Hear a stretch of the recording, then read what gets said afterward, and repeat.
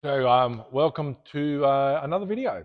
This week we've been mainly working on this 29 Dodge Tourer, getting it ready for what they would call second inspection on a hot rod.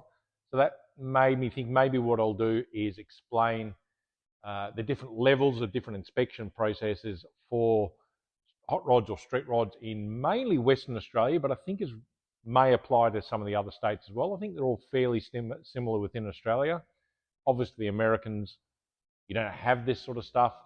I think New Zealand may have something similar, but it may be of interest to know the level of sort of requirements that are done for us to register a street rod here in Western Australia.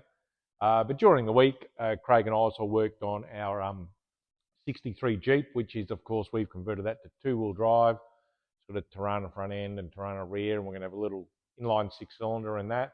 And Cody was wiring the extend cab pickup.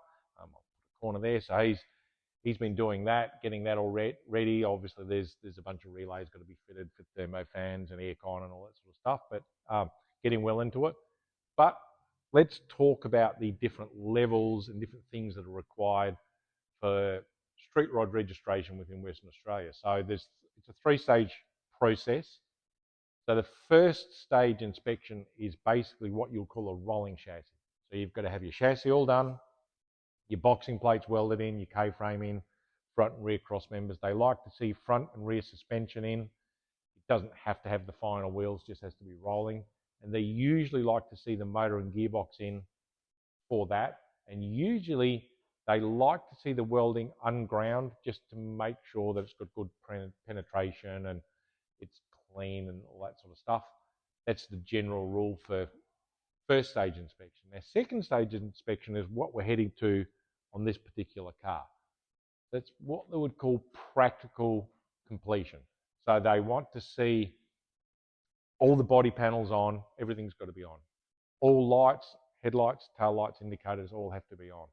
Motor gearbox in, full exhaust system fitted, all steering connected, brake lines, fuel lines, gauges, shifter, seats, everything has to be in.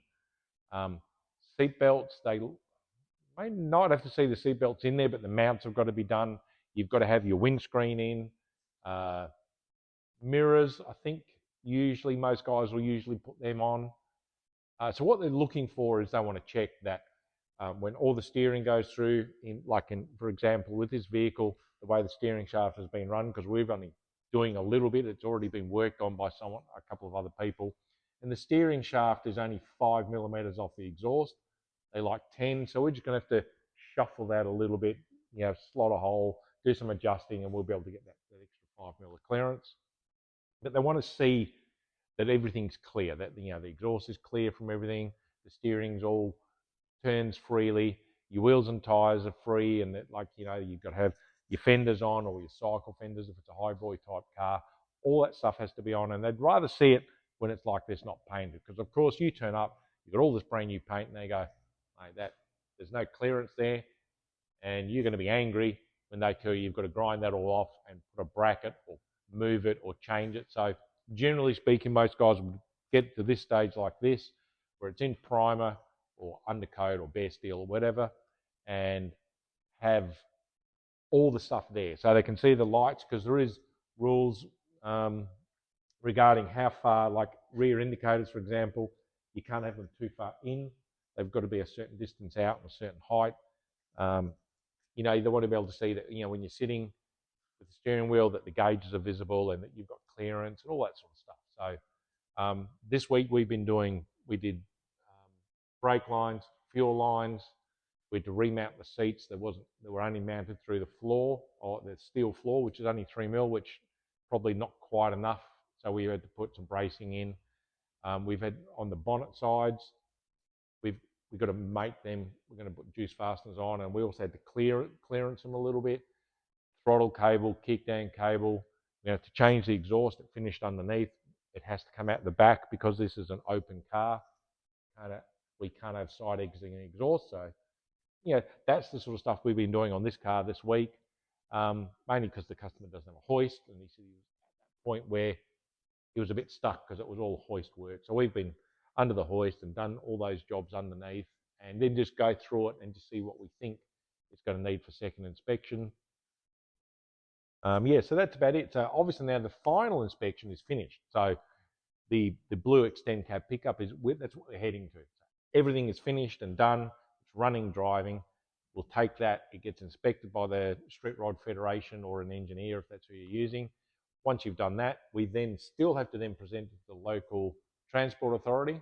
They have the final say, and all they really do is they'll just check the lights, tyre dates, make sure it runs and drives okay, drive around the block. You know, they're usually, because prior to getting there, most of the engineering side of things has been looked at by the ASRF or Combined Rodders in WA, and some of the other states have ASRF, or they may use local engineers, depending on each state's rules and regulations. They do vary.